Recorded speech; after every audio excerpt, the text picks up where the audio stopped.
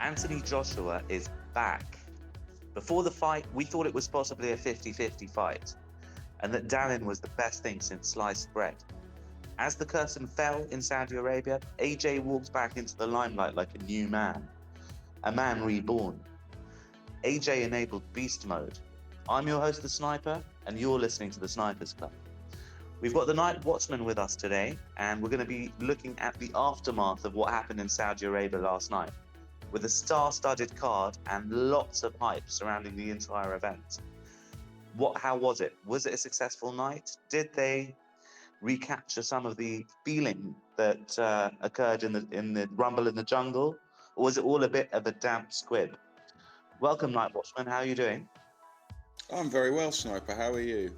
Good, thanks. Good, thanks. Did you enjoy last night?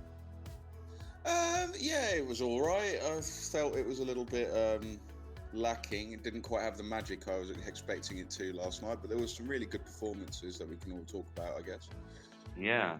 For me, I think it was a little bit of a damp squib. It was overhyped. The zombie video on DAZN was absolutely awesome. I think that was the highlight for me. And it just felt like the Saudis were trying to splash as much cash as they could to try and take over boxing. And, everyone with not so much money in the Western world lapped it up. Everyone was on a payday. Everyone just went in there to try and, earn an honest buck.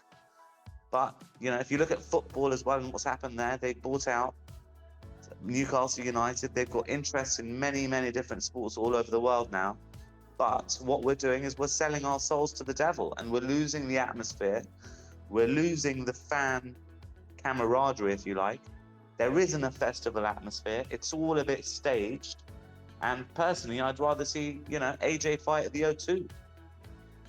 Yeah, I completely agree with you there. I thought that there were no real fans in the audience. You could hear the punches land. I thought that was dreadful. If you're in Vegas, or like you said, if you're at the O2, if you're at the Millennium Stadium, there's a big raucous crowd. Everyone's kind of having it. I guess they're all a little bit drunk as well, which I think probably adds to the atmosphere. It gets the blood flowing and kind of really gets them going. But last night, everyone was kind of stood there, kind of looking very disinterested. The arena seemed very small. I mean, it was all very nice and very dazzling, but I agree with you. The video was all it was about. But no, I don't want to hear that. No matter how hard the punches are, I want to hear them get drowned out by the crowd screaming ooh and ah and screaming and scouting. But yeah, it's all about cash, isn't it? It's all in every sport they've taken over, whether it's golf, whether it's boxing, whether it's football. There's just nothing there, and it's all about the guys getting paid. And I think that's a real shame. I mean, that's what they're there for. And you're not going to turn down the cash, and neither am I. But it's just a shame that it's all being sucked out by a load of passionless fans who are just paying for it because they can. It's just the state of sport in general, really. I think money has gotten too much. And that's what it's all about, really. And it's kind of sad, really. Everyone's gasball paying for this. Cristiano Ronaldo is the personification of that. They were more interested in him in the crowd, rent-a-celeb, than a lot of the boxers, Well, he was the only one there, wasn't he? I'm sure there are a couple of other footballers there, but they didn't really focus on. When you're watching a fight in Vegas and whatnot, they go through all the movie stars, they go through all the American football players, they go through all the musicians and all that. And everyone wants to be there. I don't think anyone wants to fly to Saudi Arabia for these fights. It's just the whole sport washing thing is a huge aspect. People don't want to be seen to be supporting it. I fear that boxing might die in a pile of cash if this continues to happen, and other sports too, really. But we're here talking about boxing right now, and I think that Saudi Arabia did them a huge disservice, which was a real shame, especially with how packed that card was. I mean, it was full of mismatches in the end and whatnot, but ultimately it was an exciting card. The video was great, and it had some really, really big names in it. But what the hell happened? What a shame. I hope maybe it was a step up before Usyk and Fury. Maybe there'll be a bit more going on with that, but to be honest, I doubt it. Yeah. Have you ever been to Madison Square Garden? I haven't personally, no. Oh man, it's a total dream. It's a total dream. I'd love to go to Madison Square Garden. That's kind of like even though it's not quite the place that boxing once was. I mean, most of the big fights go to Vegas. It's a bit like Monte Carlo as well. Like there Yeah, used to be massive fights in these places, but they still had the atmosphere. People still yeah, wanted to go to them. yeah. And those huge nights with Don King, promoting every important boxer in the world. Now you've got Eddie Hearn. I prefer Barry Hearn, but Eddie Hearn's trying to be as much of a showman as he can. You know. But, I actually quite find Eddie Hearn quite amusing. He does entertain me somewhat. He's not quite Don King, yes, I know, but the Don King was a one-off. I think he was a massive personality personified by his hair and his gold and the way he used to go about things. But he was a terrible businessman and bad for boxing. I mean, I doubt you'll find any fighter that's fought under him that has anything good to say about him. yeah. And people like, Frank Warren, who was part of last night and whatnot, I mean, he's just kind of like fading into the distance for a bit. But old school, you got people like Bob Arum, who you never really see. He's a quiet lad. It's all about the fighters. It shouldn't be about the managers all that much. But so Eddie Hearn, yeah, he is trying to make himself as big as the fighters and he's trying to promote his own name. But at least he's funny sometimes, Yeah. So let's get into the action. This is the aftermath. Is AJ back? From my perspective, he fought a guy that he was well aware of. Okay, he looked full of confidence. And after the fight, Eddie Hearn was saying that people had been saying that AJ had lost the ability over the last 2 years to let his hands go, and that he was just far too cautious. I think in our preview, that's the sort of route that I took when we spoke. I was saying there is no knockout punch. He's treading on eggshells. But he's got a new training team now. He's got a new head coach, and he looks like a man reborn. But there was no unknown. When you look at his fight with Ruiz, he didn't know anything about Ruiz, so he got caught off guard. Is AJ actually back, Night Watchman? I think we shouldn't get too carried away with AJ. I mean, last night he had a few choice select blows, but it wasn't particularly the most exciting of fights. I also thought Wallen didn't really come in all that well either. Having watched him in his previous fights, Wallen has swung, he's kind of moved his head, he's been around. Last night, he looked like a chump. I was embarrassed for him last night. I don't know if the event sort of got to him or if he just kind of didn't really have it in him or if he's got something going on outside of the ring. But he didn't move his head. He didn't try that hard. I mean, AJ got him with a few choice shots. AJ dismantled him. He dismantled him. Not really. I mean, for the first 2 rounds, there was nothing really going on. And then at the end, Wallen just walked back to his corner as if he'd given up. Yeah, I thought that AJ, he looked better than he had done, but I think if you stick him up against better opposition, AJ might have to work for it a little bit harder, and you might find the timid little boy that we found previously that we were talking about in the last fight. Ultimately, AJ looked good, but Wallen let himself down, I think. He's been waiting since the Fury fight, really. I think he's been waiting for an opportunity. Last night was his opportunity, and he didn't try to take it. He didn't have one hand on it, let alone both. AJ planted his right foot right in the center of the ring. If you watch the fight, he controlled the space, he controlled the timing, he controlled what was happening in there, and you could tell. Eddie Hearn was saying after the fight as well that he went up to the trainers, and the trainers within sort of 4 or 5 rounds said, "This is over. This is the man we're training. Look at how well we're doing now," and this he's gonna have a new lease of life at 31 years of age. This is the start of his legacy. Well, let's hope so. Maybe this could be the stage 2 of AJ's career, but I think we should just be cautious. I don't think he fought anyone. I didn't think he fought the guy who was expecting to fight last night. I think he fought a lot less. The new training team might be doing it for him. I mean, personally, I think if you stick Frankie Dettori on an old nag, it doesn't make him the Rock of Gibraltar. And stick him in a low-rate race isn't just going to make him look good. AJ fought well last night. But like I said, let's just not get too carried away. Okay, fair enough. So it's Christmas Eve as we're recording this podcast, guys. And one of our favorite fighters, the Gypsy King, is probably on the mince pies. And, the red wine and the beers and God knows what else he's doing. I'm not going to say it on the podcast. What do you think last night has done to Tyson Fury's reputation? Because there's a strong form line there. He's fought He's fought Wallin, who cut him. He's fought Wilder twice, and Wilder was found out quite comprehensively last night. Oh And dear, it oh looks dear, like didn't see Wilder last night. It looks like Wilder AJ is almost certainly off now. So, where does this leave Tyson Fury? Well, with Fury, I think, like I was saying about Wallin, I think Wallin turned up to fight Fury. I don't think he turned up last night to fight AJ. Wilder, I think that Wilder was absolutely dreadful last night. I mean, there was nothing wild about it. It was timid. What an absolute horror show that was. And that's not to take anything away from Joe Parker. Joe Parker fought the perfect fight. He knew the dangers. He made the effort to do it, get away from it. He threw some good punches himself. I mean, he rocked Wilder at one point. He was on jelly legs and he was all over the place. But I think they were two different fighters. I mean, Wilder's had one round in 2 years against Robert Helenius, who stood there to be hit. And I think that probably counted against him. I mean, we were all shocked last night that Wilder didn't try. But Wilder fought two different fighters. He fought a different Wilder and he fought a different Wallin. Ngannou, everyone's kind of having questions about Fury about that, but it was a sparring match, which he didn't take seriously. And you can see by that, when he got knocked down, he got up and he congratulated Ngannou. No, right. I mean, if he's fighting Klitschko or he's fighting Wilder, he gets up and he gets back meaner. I mean, you saw it in the first fight against Wilder where, he won the round. I mean, he didn't win the round as way scoring boxing was, but he won the hearts of fans. I don't think that form line is something you need to pay too much attention to, but I also do worry if Fury's going to come into these big fights that he might not have had the opposition. He fought Wallin quite like 3 or 4 fights ago. He fought Wilder 2 fights ago.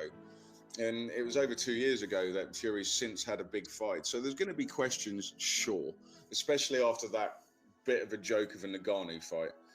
But I think Fury's still there. And like I said, Wallin, it's been a long time since that fight and this one. And obviously he's lost something. But Fury's good to go, man. He's good to go. Because his next fight is Usyk, isn't it? Really the key division now. His next fight is Usyk, isn't it? Well, we hope so. We hope so. You know how these fights go. I mean, it's scheduled in for February, and then I heard another one saying it was March. But we've been waiting for this fight for a while now. And the promoters get involved. I mean, the only criticism that I do have about Fury is his team, because they do realise he's the biggest draw. And they're taking as much as they can. I mean, I've seen him ask for 70-80% purses in some music articles. Yeah. And it's just that's quite a lot, I think. He is the biggest draw, but I also think that Fury's trying to hold on to the belt for as long as he can. Because the thing is, though, when you're heavyweight champion of the world, you're heavyweight champion of the world. You're the king of everything. Once you lost that crown, then you're not nothing. He's getting all these contracts to go and do WWE and like mess about with a couple of pro wrestlers for 10 million. That's just, that's an easy month's work, isn't it? Yeah. He gets this Ngannou sparring match where they paid him, God knows how much they paid him for that. And he just sat there and he didn't take it seriously, danced around a bit, got floored and got an easy decision that helps promote him towards the big card that the Saudis want. Yeah, because Bob Arum's behind him. So, he promoted Muhammad Ali back in the day. So if there is a showman that knows everyone, then it's Bob Arum. Yeah, well, it's not just Bob Arum. I mean, Tyson's got his own negotiating team as well. He knows what he wants. He knows that he can kind of bounce it and mess it about. He's got all the power, Fury, not just literally speaking in terms of as a boxer, but just as holding the belt and being the king of the division. And he is the undisputed king of that division, even if he's not quite undisputed yet. But Usyk Fury will happen, but whether it happens in February and March, which I'm doubtful from, I think we might get a nice summer fight. They'll probably get a tune-up fight between them, just to kind of make you really, really want to see it, I guess. But let's just hope they don't leave it too long. It's a problem that they do have in boxing, is they do leave it too long sometimes, and one fighter dies off, and it's not quite the spectacle we were hoping for. But either way, fingers crossed it happens at some point in the new year, but I'm sure it will happen next year. Okay, Wilder now. Let's have a closer look at Wilder. He's 38 years old. He hadn't had any action for a while before last night's fight, and he was really, really poor. There was a poll in Riot magazine. There were 29 boxing aficionados that were asked to complete the poll. 28 of them said Wilder would win, and the editor of Ring magazine uh, said that Parker would win. So it was 28 against 1 for Parker. Where does Wilder go from here? Well, I think Wilder really needs to ask questions about himself. Malik Scott obviously hasn't been doing the job for him. He was the guy to have in his corner when he fought Fury. And Wilder, he always going to end up being second best in that fight. But in the third fight in particular, I think he was a warrior. And he really, really went for it.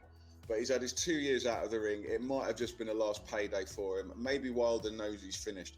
But he can't fight like he did last night. That was an absolute joke. I couldn't believe it. 12 rounds of me screaming, fucking hit him. Just punch him, go forward, have a swing. Like I said, Parker had a really, really good fight last night, but Wilder was absolutely nowhere. This isn't the guy we've been watching. I mean, you saw the video that we put on the feed on the Snipers Club, where Wilder, like, those knockouts are brutal. He was swinging, he was trying to land them. He didn't even try to land these punches last night, and then he got to the 12th round, which was the only time he looked like he was trying to throw a punch. And it was just wildly missing and clearly a little bit knackered, maybe a bit shaken from that shaky moment he had before. I'd like to think that Wilder's still got him because he's one of my favourite boxers to watch because it can just happen at any moment with him. But we can't have last night again. That was an embarrassment, and he's really got to go to the drawing board or sit back, count his millions, and retire. Because if you look back, I have a feeling it might be the latter, sadly. If you look back, Wilder can and does have poor fights. But what always happens is that he finds that absolutely brutal punch and KOs someone. So there is a form line for him to be potentially not the greatest boxer, but the greatest finisher. So had we looked at it a little bit more closely, we might have been able to predict that's the one that's most likely to be an upset last night. I was shocked. I didn't think Parker was the guy for it. Parker really, really, really stepped up last night. I mean, it was a huge banana skin, but it was reflected by the bookies' odds and whatnot that Parker was a huge, huge underdog in that fight. I mean, Parker isn't absolutely amazing, but he's got a little bit of everything. He's got a good bit of power, he's got a good bit of skill, he's got a good bit of movement, he's got some heart, and he's really willing to go. But last night he really added a couple of points onto every single aspect of his fight last night. He fought the perfect fight. He made sure that he missed that straight right. I mean, every time that straight right came in, he ducked underneath it and threw an overhand right over the top, and he had a lot of luck with that as well. He concentrated for 12 full rounds, and that was a credit to Parker, I have to say. For sure. So there was some talk, I think Wilder himself said after the fight he was potentially considering retirement. Did you hear about that? No, I missed that, sadly. I was probably taking a 5-minute break and whatnot, but I wasn't really interested in anything. I was a bit disgusted with Wilder, and I think I needed to take a moment, really, because I just thought he was dreadful last night. I couldn't believe he did not bother showing up. That wasn't Deontay. That's how I was expecting AJ to fight last night, really. That sort of timid, sort of not quite ready. There's a little bit broken, a little bit lost. It was like 12 rounds of just pure frustration from all of his fans around the world. Just swing. If you're not going to swing, why are you in the sport, mate? Come on. If I was the promoter, I would have had Deontay Wilder as the main event. Okay? Do you think Eddie Hearn and Matchroom Sport knew that potentially Wilder was on his way out and that AJ had to be the main event? Oh no, AJ is Eddie Hearn's main event. I mean, he's been sort of riding that cash cow for quite a while. With the way that when he was champion, I mean, look at the way all the fights were put together. It was all about Eddie Hearn being, this is my boy. I mean, AJ's been getting the cash from the start. He's been given the red carpet that other fighters have had to earn and walk around. I mean, Fury was fighting unknowns way deep into his career when AJ was 10 careers in fighting Klitschko and whatnot. That might have been a little bit sooner than I'm talking about, but AJ was always going to be top of that bill because he's Eddie Hearn's boy. So there we go on that one. Wilder, I think Wilder and Parker probably should have been the main event. That was a more interesting fight to me, with two fighters who are perhaps a bit further up in the sort of standings in my personal reckoning. I thought it was a last chance saloon for AJ against a guy who was on the way up, whereas Parker and Wilder are names. But Yeah. the reason AJ was top of that bill last night was because of Eddie Hearn and him being Eddie Hearn's boy. Yeah. I'm So sure Eddie's very pleased with last night. I'm sure he's got, yes, I can squeeze a few extra quid out of this guy. Brilliant. yeah. So I've got on on the horizon, I could see AJ Hrgovic being the next fight, and I've got Fury versus Usyk. Do you think that'll happen in March? I think, well, that Hrgovic is the guy stepping into Wilder's shoes for that big card. Although I wouldn't take anything away from Frank Sanchez either. He had a really, really good fight last night. I mean, let's talk about those two fights a little bit. Yeah. You had Hrgovic versus Demori. Demori was the most abject performance of the night. He was even worse than Wilder. He went in and he got clipped with probably the first glancing meaningful shot of the fight. Obviously completely let go of his game plan, just started swinging wildly. And then he had his head over the ropes going, like, really looking into the crowd to go, what am I doing? Someone please save me. I thought he would have done a lot better. I thought he would have done a lot better with that, if you get with me. But yeah, Hrgovic did really, really well in getting out of, but he never really got out of first gear. Demori just really wasn't it. And then he had Sanchez was up against Junior Farr, and that went a while, and Sanchez was absolutely clinical. He beat him up and he smashed him up. And then those straight rights that actually finished the job were absolutely fantastic. Okay. And how did Dubious Dubois do last night? Fantastically well. He found a heart. He went up against Miller, who gave him a lot of trouble in the first few rounds, but didn't really get going past that. I mean, he came in at 333 pounds. I mean, 150 plus kilos. That's a lot to cart around the ring. I mean, when Dubois fought Joyce, who I thought him and Miller are very, very similar fighters that continuously come forward and really go for it. I thought that Dubois' heart would have completely collapsed underneath itself. But this time it didn't. He found a heart. He put in a really, really clinical performance. The final round was absolutely terrific. I mean, Dubois was winning that fight quite clearly on the cards, but he still went looking for that knockout. And he got that finish in the end. I mean, Miller didn't go down though. I mean, Miller was just taking the shots, but he's a tough old boy. He's not to be flawed, is Jarrell. But ultimately, Dubois came in with a lot of heart and Jarrell Miller gassed out. Was he just walking into him? You said he's not going to stop coming forward. Did that actually happen, or was Dubois controlling the space? Did he not let him close? No, well, yes, he didn't let him close. Dubois was constantly running back and running back and running back. Miller just kept coming forward like I thought he would. Never stopped. Even when he was getting beaten, even when he was out of power, he just knew to keep walking forward and keep stalking. Dubois realised what the danger was. The tactics he fought last night were absolutely excellent. He was picking his shots nicely. He looked very, very slick. That's by far Dubois' best performance, by far his best performance. And actually makes him look like a serious contender now. I think he needs to have another good couple of fights before he's ready to get into the big time. So I think AJ should be looking at, it's probably going to be Hrgovic if it's going to be anyone. Possibly Sanchez.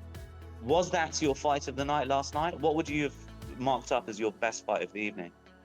The best performance last night was either Parker or Dubois. I would probably say Parker was the best fight because I think there was he really, really identified a danger that could have happened. I mean, the thing, it was the concentration levels and the tactics that he employed. But Dubois looked very, very slick. Okay. Dangerous. Who could Dubois fight next? Sorry, Snipes? Who could Dubois fight next? Who could be on the agenda?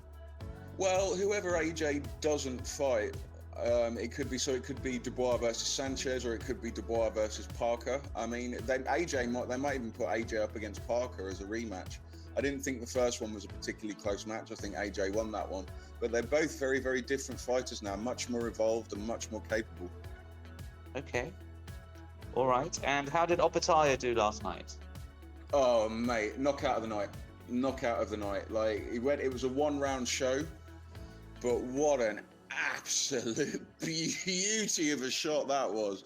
Zorro was down on his back and out with his head up against the ropes, looking at Tweety birds flying over his head. What an absolutely glorious shot. I'm quite looking forward to seeing more of Jay Opetaia before that. I mean, he didn't really get a chance to show us his skills, but just in terms of raw power, boom, good night. What a fight that was. Excellent. I was really, really impressed with Jay Opetaia last night. I mean, Ellis Zorro, he came in, we were joking about this on the previous podcast. Maybe he's the biggest secret in boxing because I couldn't find much about him. He's not really well known. Frank Warren was promoting him, so you maybe think he had something to him, but no, apparently he wasn't. But maybe even if he was, I don't think anyone was standing up to that punch from Opetaia last night. That was ruthless. Ooh, I recommend you go and dig that one out on YouTube, guys. That was a great shot. Probably one of the best knockouts you'll see this year. Good stuff. So, anything else you want to cover from last night, or are you happy with everything? Well, there was a few. I do want to cover the Kabayel Makhmudov fight. Makhmudov came in as the clear favourite in that fight, and Kabayel came in. I mean, he looks like a real good boxer. There's a name you want to keep your eye out in the next few years for. Can you repeat Just an his name unknown for us? German guy. He had some names on his record, but that was one of the really good fights last night. That was a really solid finish. Finished after 4 or 5 rounds. No one was really paying attention to it, but that was a good boxing match. So Kabayel, he's a German chap. Keep your eye out for him. He's great. And then there was also Dimitri Bivol versus Lyndon Arthur last night. Now, I know you didn't personally enjoy that one too much, and you found it a bit of a snooze fest. But as those lovers of the technical side of it, it was a very, very good performance. I mean, the only thing you can really say about Lyndon Arthur last night was that he took it and he was able to make it to the end. There was about a dozen times in that fight where he looked like he was going to get finished, but he managed to find a punch that looked like he was still in the fight, so the referee couldn't give stop it. But Bivol's an absolutely classic boxer, and that's another fight I'm looking forward to is when he goes up against Artur Beterbiev, who's going in a couple of weeks, I believe, is going up against Callum Smith. I think that's going to be a short fight, but Bivol Beterbiev is one of the big fights of the year to look forward to on that one. And if you want to look at like a proper technical performance, just in terms of sheer slickness, Bivol was the guy last night for that one. Nice. Okay, great. So I think that pretty much draws an end to the boxing pods for this year. I don't think we've got any other fights to cover before January the 1st. The turkey's in the oven. We're about to pour a glass of wine. And thank you very much Thank you very much for joining us, Night Watchman, and sharing your pearls of wisdom. Oh, absolutely my pleasure, and a Merry Christmas to you, Snipes, and a Merry Christmas to all of the fans of the Snipers Club. We look forward to speaking to you again all in the new year. Merry Christmas, guys. You've been listening to the Snipers Club. Please like, share, and help our channel grow.